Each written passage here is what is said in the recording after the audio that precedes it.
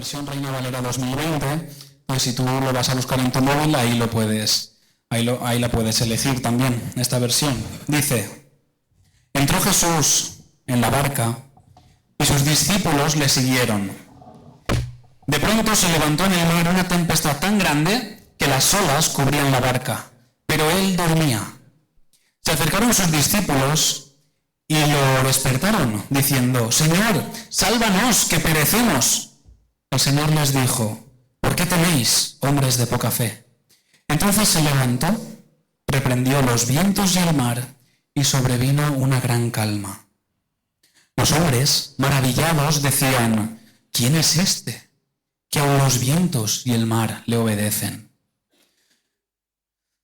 Cuando Jesús comenzó su ministerio, lo hizo enseñando acerca de su reino. No sé si os acordáis. Ese reino que es diferente a cualquier reino humano que podamos imaginar. Es un reino en el que no existen privilegiados, o en el que más bien todos son privilegiados en tanto que todos gozan de la providencia del Señor. Y después de predicar precisamente esto, en el que es conocido como el Sermón del Monte, Jesús comenzó precisamente a ponerlo en práctica, a ayudar a los demás, a poner a los demás por encima de él mismo, a sanar enfermos, a predicar, a proclamar palabras de vida eterna, a restaurar vidas, a expulsar demonios. Todo esto comenzó a hacer Jesús automáticamente después del Sermón del Monte. La gente, al escuchar todo lo que Jesús hacía, se acercaba a él, o bien para ser sanada, o bien para traerle también a familiares que estaban enfermos, que necesitaban sanidad. Incluso recordemos que un centurión romano le pidió que sanara a su esclavo, y Jesús desde lejos, sin ir a la casa, lo sanó. Por la fe del centurión, nos cuenta el texto. La gente, al escuchar todo esto, lo que hacía era buscar a Jesús, algunos pues eso, para ser sanados, y otros simplemente para observar, porque debería ser un espectáculo aquello. Allá hay una persona haciendo milagros, sanando a mucha gente. ¿Qué está pasando? Vamos a verlo. Entonces mucha gente llegaba, tanta gente llegaba, que Jesús acababa el día agotado, ¿no? Estaba tan cansado de estar atendiendo a tanta gente que subió en esa barca y automáticamente se durmió. Algunos discípulos de Jesús, como Pedro, Andrés, Juan, Santiago, ¿está fallando el micro? Vale, me da a mí la sensación. Eran expertos marineros, se habían dedicado toda su vida a la pesca y además conocían muy bien ese mar porque era el mar en el que pescaban, el mar de Galilea. Aunque el texto no lo dice, se puede entender que lo más probable es que fuese la barca de uno de estos pescadores. Y estos expertos marineros comenzaron a dirigir la barca en la que Jesús había subido hacia la otra orilla, mientras Jesús dormía. Debía ser una travesía no demasiado difícil, aunque es verdad que el mar de Galilea siempre puede sorprender. He estado investigando, yo no sabía esto, ahora os voy a contar. Antes de contaros esto, sí, ponme la imagen. Tengo aquí una imagen de un cuadro. Tal vez no se puede apreciar demasiado bien. Bueno, esta es una obra de Rembrandt. La tormenta en el mar de Galilea se llama. Es una obra del pintor holandés Rembrandt que data del año 1633 y está basada pues, en el relato bíblico que acabamos de escuchar. También este relato también se encuentra, aunque lo hemos leído en Mateo, también se encuentra en Marcos capítulo 4 y en Lucas capítulo 8. Rembrandt tal vez puede parecer algo exagerado al pintar las olas de esa forma, ¿no? Unas olas tan altas con esa braveza tan grande. Pero es que fue así, o peor incluso. El texto dice que la tempestad era tan grande que las olas cubrían la barca. Además, aunque Mateo no lo menciona, Marcos afirma que la barca se estaba llenando de agua y que se iba a hundir. O sea, la situación debió haber sido terrorífica. Y al parecer este fenómeno es bastante habitual en este mar. Suele pasar. Resulta que, voy a intentar explicarlo muy rápidamente, el mar de Galilea, que en realidad es un lago, se encuentra a unos 200 metros por debajo del nivel del mar. Las temperaturas son bastante altas. Y al norte hay un monte muy alto, que mide unos 2.750 metros de altura, ¿vale? Por el que, bueno, si calculáis, ya veis la diferencia entre el pico y ese lago es de 3.000 metros.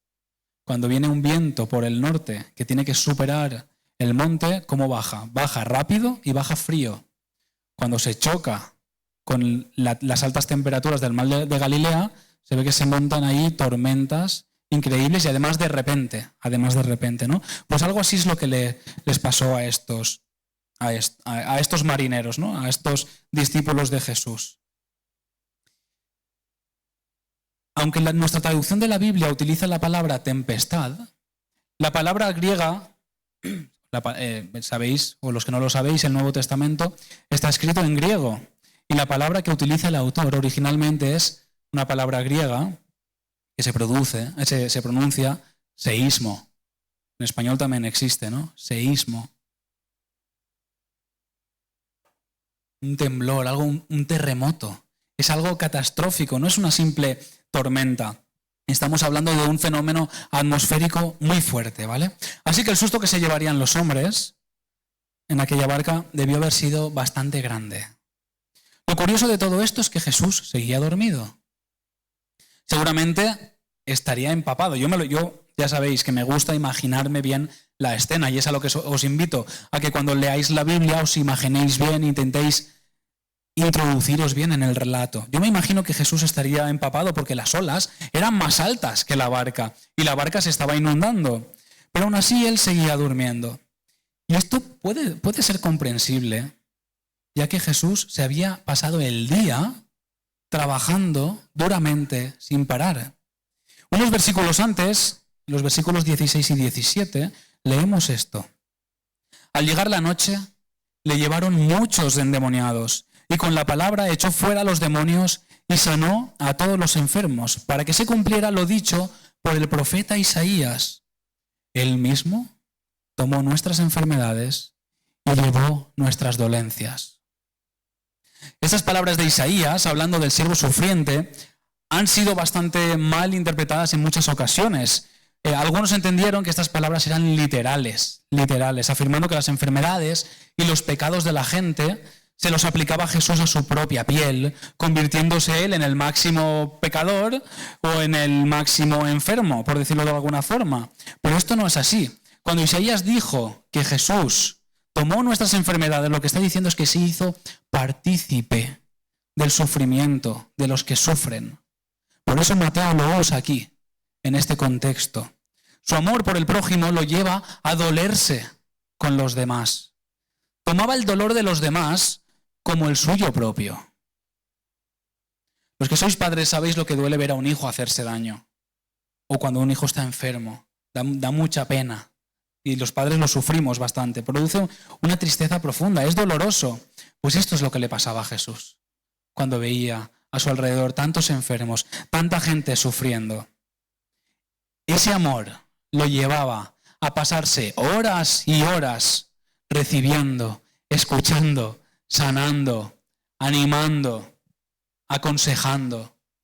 Horas y horas constantemente sin parar. Pero llegaba un momento en el que necesitaba descansar. Porque no olvidemos que aunque Jesús es Dios y tenía poder para hacer todos esos milagros, también es hombre. Y como hombre necesitaba dejar a su cuerpo descansar. Jesús estaba exhausto, tanto física como mentalmente. Así que subió a la barca y se quedó dormido. Volviendo al cuadro de Rembrandt, podemos fijarnos en que ha pintado la obra de forma que se ilustra un gran contraste entre un lado y otro de la barca. En una parte vemos que la barca está elevada, bastante elevada, ¿verdad? A causa del oleaje. Es golpeada muy violentamente por ese mar, ¿no? Mientras los discípulos hacen todo lo posible por controlarla. Además, ha pintado esas olas con una luz, ¿verdad? Con una luz que resalta precisamente la violencia y el caos. Violencia y caos. Fijémonos en el pelo de los que están arriba y en el pelo de los que están abajo. Aquí ni se les mueve un pelo, sin embargo arriba están todos con el pelo, ¿verdad? Como si el viento les está moviendo el pelo, la ropa. Lo que se ve es caos en esa parte de la barca. Y esta es la palabra, la primera palabra en la que quiero que pensemos en esta mañana, caos. En contraste, la otra parte de la barca en la que está Jesús está en calma. Aquí no está la barca elevada, sino que está sobre el nivel normal del mar.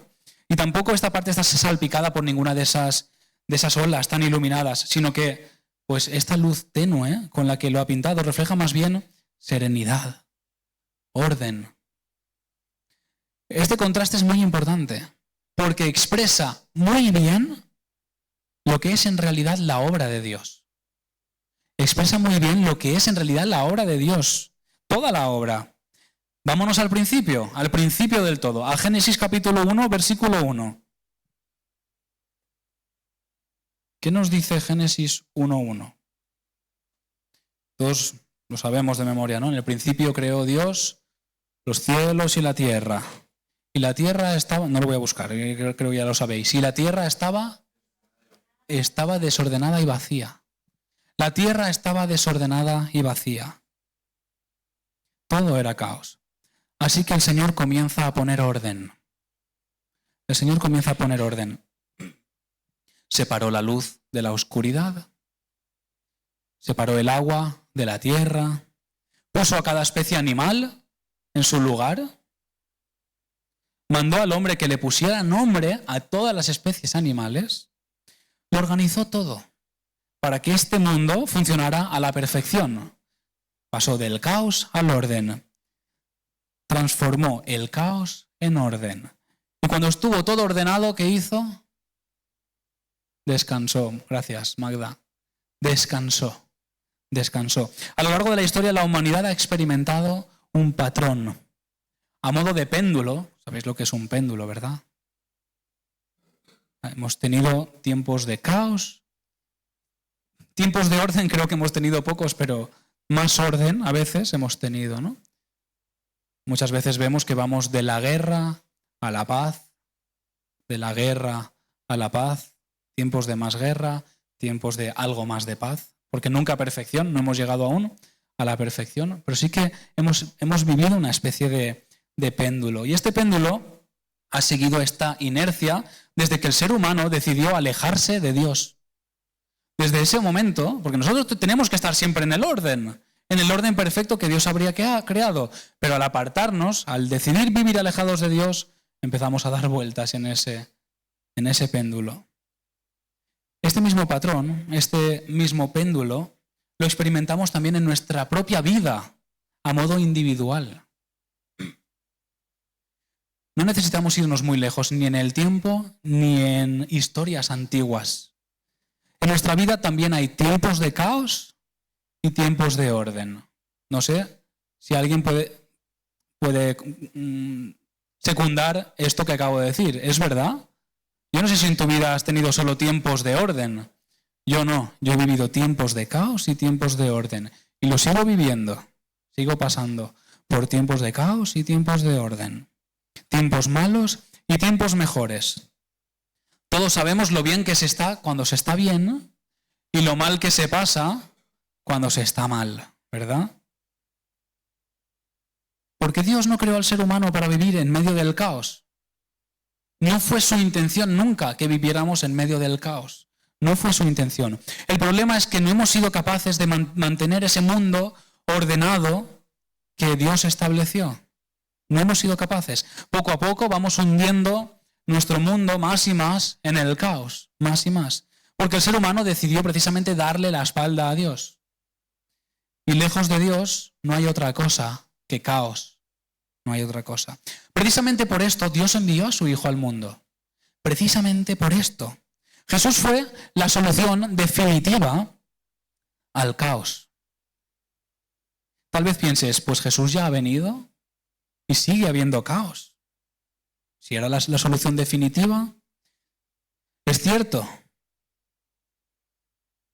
Volvemos a este concepto teológico que mencionamos tantas veces, que es el ya, pero todavía no. Es algo que ha comenzado, pero todavía no se ha terminado. Es cierto que el mundo sigue en caos, pero Jesús ya ha comenzado la restauración de todas las cosas. Esa restauración ya ha comenzado. Llegará un día en el que, como dice Pedro en Hechos 3:21, con esa palabrita griega que ya nuestra iglesia conoce sobradamente, apocatástasis, Ya os he visto algunos con vuestra boca. Apocatástasis, muy bien, la sabéis. Y quedaos con esta. Como dice Pedro, todas las cosas serán restauradas. Ese día va a llegar. Ese día va a llegar. El mundo ordenado que Dios creó va a ser restaurado. Y eso ya nos tiene que dar una esperanza y un gozo muy grande. Pero hasta que Jesús vuelva, seguiremos viviendo en un mundo de caos. Esto es así. Sin embargo, la venida de Jesús proveyó de algo muy especial. Y es que podemos experimentar ya orden en medio del caos. Podemos comenzar a vivir orden en medio de tanto caos. Quiero decirte una cosa, Si tú vives en medio de caos constantemente, tienes que preguntarte si realmente Jesús está en el centro de tu vida. Esto puede sonar duro, ¿vale? Puede sonar duro. Pero es que cuando tú vas en la misma barca que Jesús, sí, experimentas caos, como estos hombres, pero en medio del caos también vas a experimentar ese orden sobrenatural que solo Dios puede proveer. Tu vida puede experimentar caos por diferentes motivos, esto es verdad. Una enfermedad puede llevarse a un familiar y eso va a generar cierto caos en tu vida. Y eso obviamente no es tu culpa. Obviamente no es tu culpa.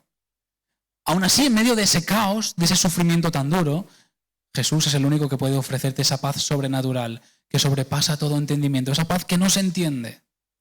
¿Vale? Pero al caos al que me refiero, ese caos constante de tu vida, es el caos ocasionado por tus propias decisiones, por tus pecados o simplemente por vivir alejado de Dios, sin tener relación con Dios. Ahora mismo quiero que visualices esa barca como si fuera tu propia vida. Quiero que mires la imagen y visualices la barca como si fuera tu propia vida. Yo no sé en qué situación te encuentras ahora mismo. Tal vez sientas que tu vida está en calma ahora mismo. Si es así, me alegro por ti. Estás en un buen tiempo. Pero tengo que advertirte que de un momento a otro puede levantarse una tormenta de estas que sorprenden. A todos nos puede pasar. Lo importante es que te asegures de que estás en la misma barca que Jesús. También puede que otros sintáis que vuestra vida está más o menos ordenada, sin problemas económicos, sin enfermedades en la familia o en personas que amamos, ¿no? Cercanas, ni cosas similares, pero aún así sientes que algo no va bien. Puede ser, porque el caos va por dentro. El caos tal vez está en tu corazón. Tal vez el caos está en tu mente. No tienes paz. Lo tienes todo en esta vida, no necesitas nada más, pero aún así no tienes paz. Tu corazón sigue buscando algo que no sabe lo que es. Algo en tu corazón que no sabes cómo explicar te hace sentir que falta algo, que tu vida no está del todo en esa paz. A este orden, a esta paz, los hebreos, como Jesús, lo llaman Shalom. Shalom, ¿verdad? Algunos os suena.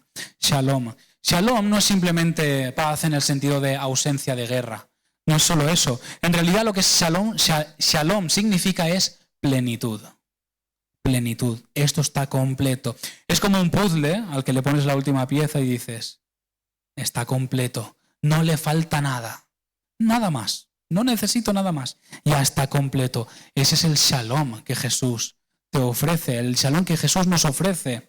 Y el Shalom que Dios quiere restaurar. Tal vez si te encuentres ahora mismo en un tiempo caótico. Puede ser.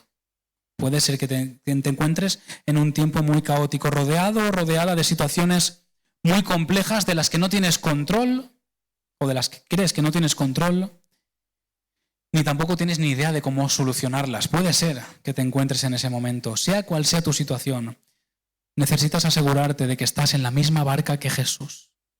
Necesitas asegurarte de esto. Los discípulos que acompañaban a Jesús habían decidido entrar en la misma barca que Jesús. Jesús entró primero, dice el texto, en la barca, y sus discípulos lo siguieron y subieron a la barca con Jesús. Al principio el mar estaba tranquilo.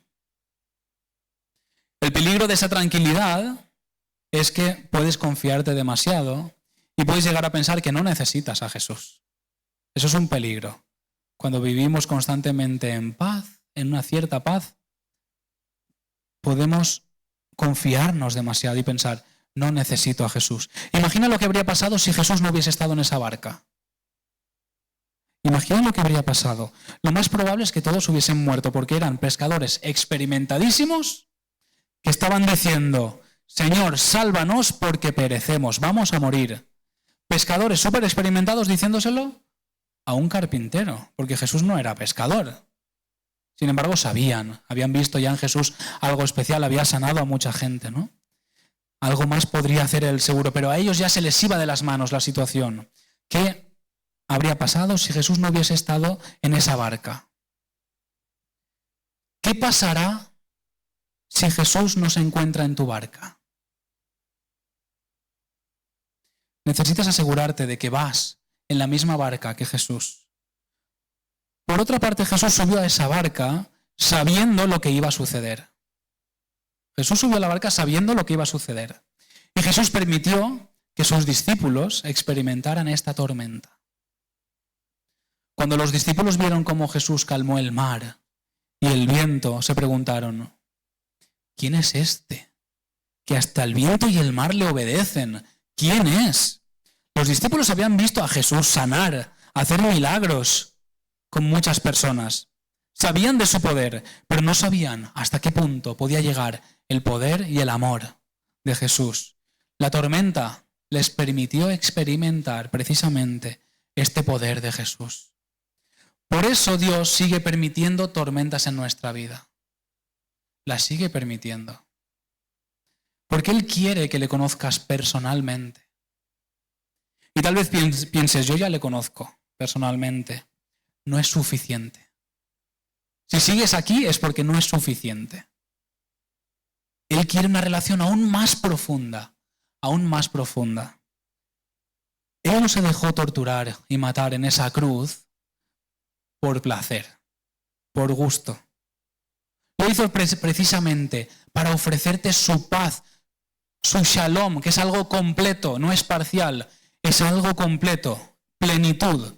Como dice el autor de Hebreos, Él destruyó por medio de la muerte al que tenía el imperio de la muerte, acabó con él. Aquel ser maligno que quería mantener tu vida en el caos fue destruido, fue vencido, fue derrotado.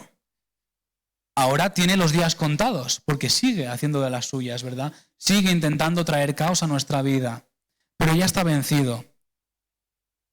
Sin embargo, Jesús te invita a que subas a su barca. No solo que subas, porque tú tal vez pienses, bueno, yo entregué mi vida al Señor, yo lo reconocí como el Señor y Salvador de mi vida, ya estoy en su barca. ¿Crees que es así? ¿Solo con eso basta? Porque Jesús nos dice que sí, hay que tomar esa decisión, ese paso de fe, pero después ¿qué hay que hacer? Permanecer. Permanecer. ¿Recordáis ese versículo de Juan 15? Que dice, yo soy la vid y vosotros los pámpanos. El que permanece en mí, este dará mucho fruto, porque separados de mí, nada podéis hacer. Nada podéis hacer. Jesús te invita a que subas a su barca y a que permanezcas en su barca, para que experimentes hasta qué punto Él te ama. Y quiere traer orden a tu vida. Quiere traer orden a tu vida. Ese shalom que tu alma tanto necesita. El salmista se preguntaba, ¿por qué te abates, oh alma mía? ¿Por qué te abates, oh alma mía? No tienes motivos para seguir estando en ese estado de angustia, de vacío. Algo falta. No tienes por qué seguir así. Tienes la mano de Dios tendida, invitándote a subir a su barca. Esta invitación no es para que no tengas tormentas. De hecho, fíjate, los discípulos siguieron a Jesús y experimentaron tormenta. Esta invitación no es para que tengas una vida sin tormentas, no. Porque mientras vivamos en este mundo, muchas tormentas vendrán. Eso es así. Pero en medio de estas tormentas, Jesús te va a dar su shalom, su paz sobrenatural, su plenitud. Cuando Jesús se estaba despidiendo de sus discípulos, cuando iba, les contaba, me van a matar y después voy a resucitar y me voy a ir a los cielos. En Juan capítulo 14 les dice: mi paz os dejo, mi shalom os dejo, mi paz os doy. Yo no os la doy como el mundo la da. No es el mismo tipo de paz. No se turbe vuestro corazón, ni tenga miedo. Ni el miedo, ni la turbación, ni la angustia puede ser una característica de un corazón, ¿no?, de un hijo de Dios. Estoy terminando. Quiero decirte que Jesús quiere liberarte de ese peso que puedas tener, de ese peso que puedas sentir en tu corazón, de ese sentimiento que te ahoga, de esas dudas que te pueden mantener en vilo, sin dormir, de esos pensamientos que puede que te estén atormentando. No hablamos de una promesa instantánea de ausencia de problemas. Eso llegará cuando Jesús vuelva. Eso va a llegar.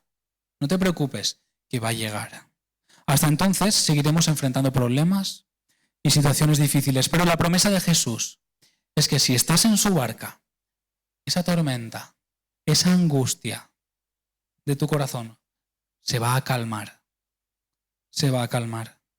Tal vez te preguntes, bueno, eso de estar en su barca suena muy bonito, pero es metafórico. Yo no veo a Jesús invitándome a subir a su barca, ¿no? En primer lugar, bueno, ¿qué significa entonces subirme a la barca de Jesús? Vosotros me podéis ayudar seguro a dar una respuesta a esta pregunta, pero en primer lugar, lo que decíamos, es reconocerlo como el Señor y Salvador de tu vida. Eso es lo primero. Y lo segundo es vivir como si Él es el Señor y Salvador de tu vida. Porque a veces damos el primer paso y después se nos olvida de que hemos decidido que Él sea mi Señor, que eso nos gusta a todos. No, mi Salvador, perdón, que eso nos gusta a todos. Pero lo de que sea mi Señor ya no me gusta tanto, porque que sea mi Señor implica que yo debo ser obediente a Él en todo. Y eso ya no gusta tanto, esa parte se nos puede olvidar. Así que lo primero es reconocerlo como nuestro Señor y Salvador. Y si no lo has hecho aún, es un buen momento para que lo hagas, para que lo pienses, que le digas: sí, Jesús, quiero subir en tu barca, quiero que tú seas el Señor y Salvador de mi vida. Pero como digo, la cosa no queda ahí. Lo importante es permanecer en Jesús. Él te ha dado un recurso precioso, más de uno, ¿vale? Pero voy a mencionar solo uno, un recurso precioso para que te mantengas subido a su barca. Y es la oración. Es la oración. ¿Cómo llevas tu vida de oración? ¿Cómo lo llevas? El Salmo 37, 5 y 7, este conocidísimo versículo que nos dice: encomienda al Señor tu camino, confía en Él y Él hará. Eso es estar en la barca. Encomendar, como he dicho ya varias veces, tu camino al Señor no es: yo voy a tomar las decisiones que me da la gana y tú bendice estas decisiones. No. Encomienda al Señor tu camino es pregúntale al Señor por qué camino debes caminar. Confía en Él y Él hará. Confía en Él y vendrán tormentas, sí van a venir. Pero tu corazón va a ser cuidado, que es lo más importante. Y aparte tienes la promesa de esa restauración completa, ese shalom, esa plenitud que un día va a llegar. Y esas tormentas van a desaparecer. Ten fe. Eso es lo que le dijo Jesús a sus discípulos. ¿Qué os pasa, hombres de poca fe? Aunque en realidad el texto griego no los llama hombres de poca fe. Lo que les dice es: ¿por qué tenéis ese miedo producido por vuestra poca fe? Es un poco diferente. No es que no tuvieran fe porque estaban con Jesús, de hecho clamaron a Él. Pero sí, a veces nos falta fe y cuando llegan tormentas perdemos el control, nos enfadamos, pecamos con nuestra actitud, ¿no? Es que esto no puede ser, nos ha venido esto. ¿Y cuántas veces no nos ha sacado ya Jesús de una tormenta? ¿Por qué en ese momento no nos acordamos? Tú me has sacado de más tormentas y de esta también me vas a sacar. Esa fe, ten fe, porque Jesús te ama. Jesús te ama.